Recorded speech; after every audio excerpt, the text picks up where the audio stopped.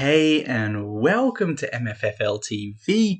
I'm your host Dylan and today is the very first episode of a new series on my channel called Mavs Weekly Roundup, where I sort of just discuss each game of the week pretty briefly, give some general statements about the week as a whole later on, and have some fun little segments like Player of the Week or Question Mark of the Week / Disappointment of the Week. Still trying to figure out a name for that. If you do have any suggestions, let me know in the comment section down below. As well, give me your thoughts of the week as a whole. And while you're down there, why not like and subscribe? It really does help out the channel. Now, before we get into the first game, sort of just a reasoning why I'm doing this. I know a lot of you probably don't have time to watch every single game of the season. The season does come at you very quick, with back-to-backs, late-night games, sometimes with work or other commitments. It's hard to stay on top, so that's the point of this. Hopefully you guys find it useful. Let me know if you do as well down below. With that being said, we're going to go straight into the first game.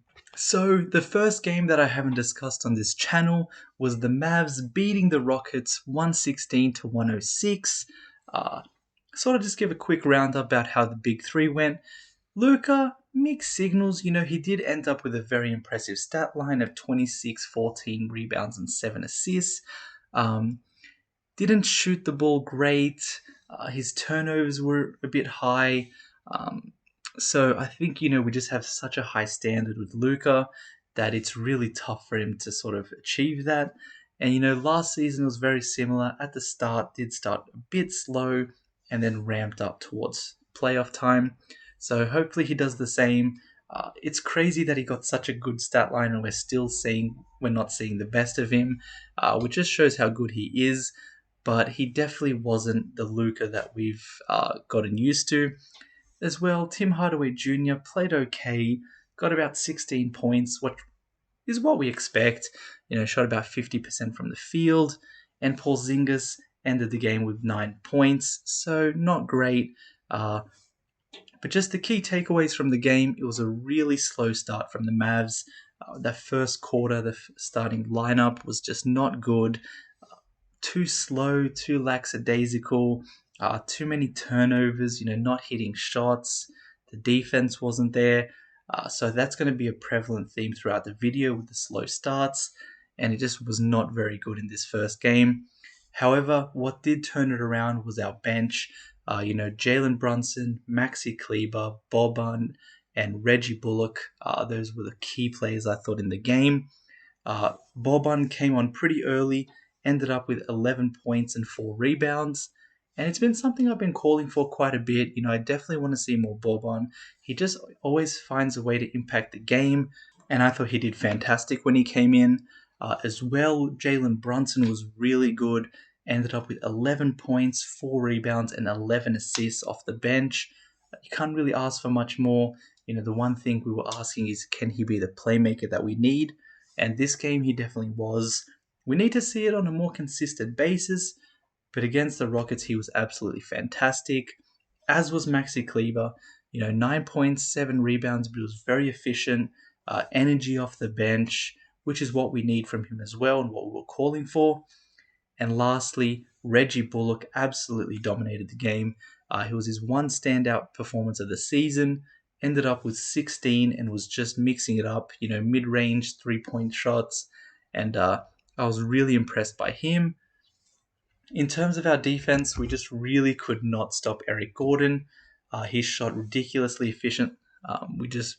Anytime he put the ball up, it was pretty much going in.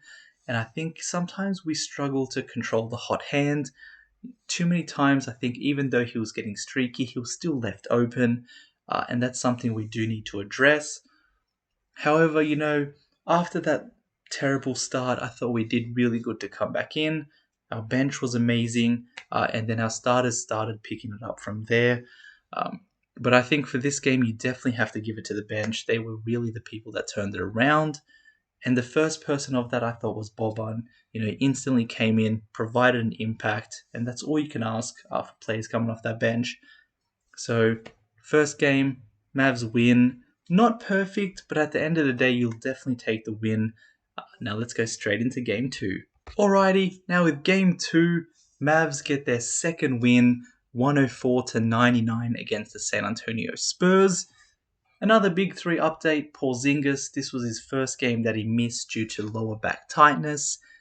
Luka shot the ball better, ended up with 25 points, 5 assists, but had 7 turnovers. Again, very lackadaisical. Sort of just doesn't seem like he's in that gear yet. So hopefully he starts ramping up sooner rather than later. And Tim Hardaway Jr., no, not a great game.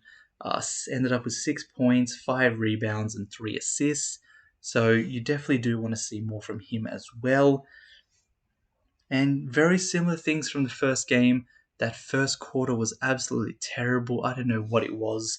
The slow starts every game, and it puts us in a really bad position when the other team goes on a huge run instantly.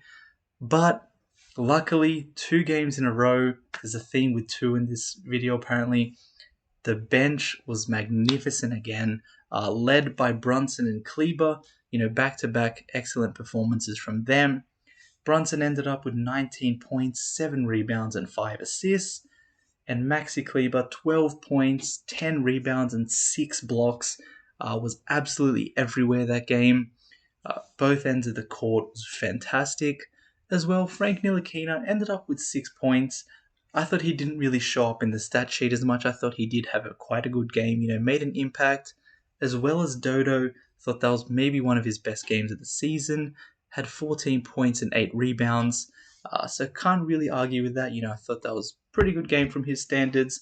Just need to see that on a bit more consistent basis as well. And on their end, DeJounte Murray absolutely killed us. Ended up with, I think, 23, 10, and 8. And was just hitting everything. We really couldn't stop him. And again, I don't think we made enough of an emphasis to shut him down. However, luckily, we did have a few too many options for the Spurs. They're not the team they used to be. And although we weren't that good, we did still get the win. And I think that shows signs of a good team. Even though when you're not playing great, you find a way to grind out a win. I think that's really key throughout the season, especially in the playoffs. Not every game's going to be great. Sometimes you need to find little ways to sneak wins here and there. And I thought this was one of the games where they definitely did that. Similar to Houston, really not pretty basketball, but a win is a win as well. So you have to take it. That's 2 in a row. And let's get straight into the next game. And so we cap off the back-to-back against the Spurs by getting absolutely blown out in Denver, 106-75. There is always that argument of it's in higher altitude, it's harder to breathe and harder to recover. You get gassed out quick. But I think even despite that, it just wasn't good enough. As you can see with the first bullet point, it was another slow start, 3 games in a row. It's just, I feel like once we played the better team, we just got exposed. It's harder to bring back that deficit. They were able to, but once you get there, the other team is also likely to go on a run. Basketball is a game of runs, it's a momentum-based game, especially at the NBA level. So once you go in such a deficit, try and catch up, then you really need to try and keep the other team quiet for another run while you go on yours again. And it just isn't that likely when you play better teams. So I think Denver really had our number. There was really no standout performances in terms of Dallas. Luka had 16 on really inefficient shooting. Tim Hardaway Jr. had 3, Bullock 5, Dwight Powell 8. The only other person in double digits besides Luka was Trey Burke. And he came onto the game pretty late, once it was already pretty wrapped up. So that's already sort of shooting us in the foot. We only did end up with 75 points, so it just was not a good shooting night for anyone really. But these performances are bound to happen throughout a season. You're always going to have those 1 or 2 really bad games, and hopefully we got ours out early and done. In terms of the game, we did let Will Barton absolutely destroy us. No disrespect to Will Barton, but he definitely shouldn't be absolutely taking over a game and killing us. He did end up with 17, 5, and 6 and was really good. I thought we did hold Jokic pretty good. He ended up with 11, 16 rebounds and 8 assists, which definitely is still disappointing on his standards as well, but it was only in 25 minutes. They sort of got their work done early, didn't need to play too many minutes. But essentially, hopefully we don't have too many performances like this. Hopefully it is just a one-off. Hopefully it was just the altitude. Maybe the team wasn't fit. Didn't have porzingis, so other people relied on a bit more and just weren't able to show up. So let's try and, forget about that game, and we'll definitely move on to the next. And so we bounce back from the horror in Denver to beat the Sacramento Kings 105-99. Just a heads up, this was Porzingis' third game in a row he did miss due to that lower back. So we'll just get that out of the way. But in general, I am actually pretty surprised. I did have a feeling Sacramento were going to have our number. I feel like that's sort of our bogey team. We always struggle against them. And they do have a lot of good young players. They've been looking really good for spells during the season as well. But I thought, as you can see here, first game, not a slow start. I thought it was a miracle. We came out of that first quarter absolutely on fire, energetic, good defense, and it was really a fresh of breath air, and I love to see it. And I thought the second key point of the game was easy points. We're a team that typically doesn't get too many easy points. I feel like we have to work so hard for every single point. It's always very slow in the half court, a lot of screens, a lot of dribbling. But today, we played very good defense. We're able to get out in transition. Just in that fourth quarter, off the top of my head, I can remember getting a steal. Tim Hardaway Jr. went for a dunk. Another time, we had Dorian Finney-Smith leaking out for an easy dunk as well. And over the course of a game, especially when it's tight, you need those easy points because I feel like that makes a difference. And as you can see in the score, I thought it really did today. As well, once you get that easy one, then the momentum starts building. And there was an example of that. Reggie Bullock, easy layup in transition.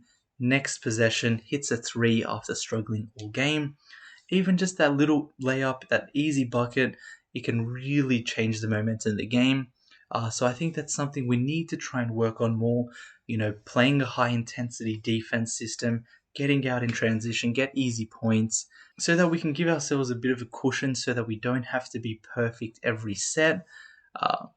As well, I thought Frank Ntilikina absolutely stepped up today, was really good, ended up with 12 points, shot the ball incredible, played good defense. And if he can start doing this more often, I really see him cracking this rotation. He's been a pretty good steal, basically the minimum contract. And I think, he's definitely looking like one of the better acquisitions so far. I guess one thing you could say is the other guys we got aren't really making it hard for him. But nonetheless, he's playing very well. Luka Doncic this game, he did shoot the ball better. He was 10 from 21, ended up with 23 points, 8 rebounds, 10 assists. It did also only say 3 turnovers, but I'm pretty sure that is wrong. It just doesn't feel right. I feel like every time he got doubled, the ball just got intercepted or deflected. So his passing wasn't great for me, even though I know, yes, he did get 10 assists. We still want to see that Luka is sort of the standard. We have to measure him at this point just from how good he is. As well, Tim Hardaway Jr. ended up with 16 on a poor shooting night. We do need him to pick up as well. And, Maxi Kleber, 7 points, 5 rebounds in 7 minutes before he got injured. It was such a shame when he did go out. Hopefully it's not too bad and he does come back soon, because I thought he'd finally picked up his form and he was playing, fantastic pretty much every game during this weekly roundup. He's been very good, except the Denver game, of course, but I think everyone was pretty bad in that, so don't want to be too harsh. Although even then, he probably was one of the better players. So hopefully he does come back soon. But, I thought this was a really good win. Probably one of our better performances so far. And hopefully this sort of kicks up some momentum so that we can go on a bit of a run now. However, my players of the week, I'm going to give it to 2, Brunson and Maxi Kleber. I'm going to sort of not consider that Denver game just because everyone was bad, so it's just a wash. But I thought these two guys were really key for us, especially during all those slow starts. I've said before, Brunson with 11, 4, and 11 in that first game, then 19, 7, and 5. Yes, he got 4, 3, and 3, and 8, 2, and 2. But I thought those two first games were so important for our success on those nights that I feel like he needed to be included in this and just being shouted out. As well as Maxi Kleber, against Houston, 9 and 7, 75% from 3. San Antonio was absolutely superb. One of his best games in a Mavs uniform, I think. 12 points, 10 rebounds, 6 blocks, was absolutely everywhere. Could not go many possessions without seeing Maxi Kleber involved. Denver, yes, 7 and 2, but as I said, no one really stood out that game. And then Sacramento started really well.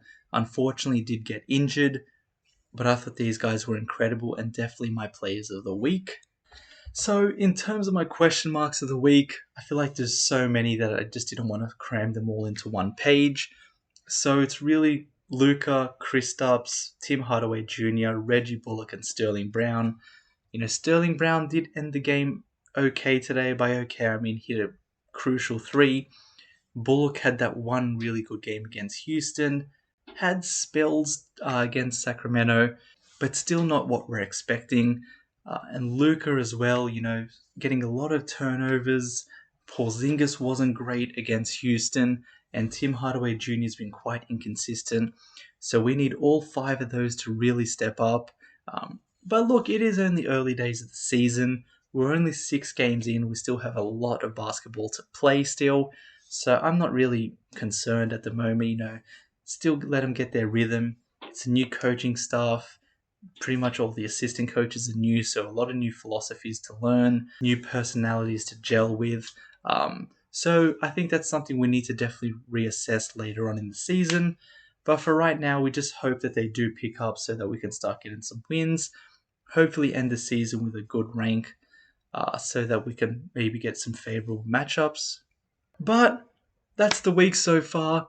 It's probably not going to be uploaded on the same day each week, just depends on the schedule. So definitely stay tuned for more Mavs Weekly Roundups. Let me know what you thought of the video, as well what you thought of each performance. Love hearing what you guys have to say. As well, like and subscribe, it really does help out the channel, and I'll see you in that next video.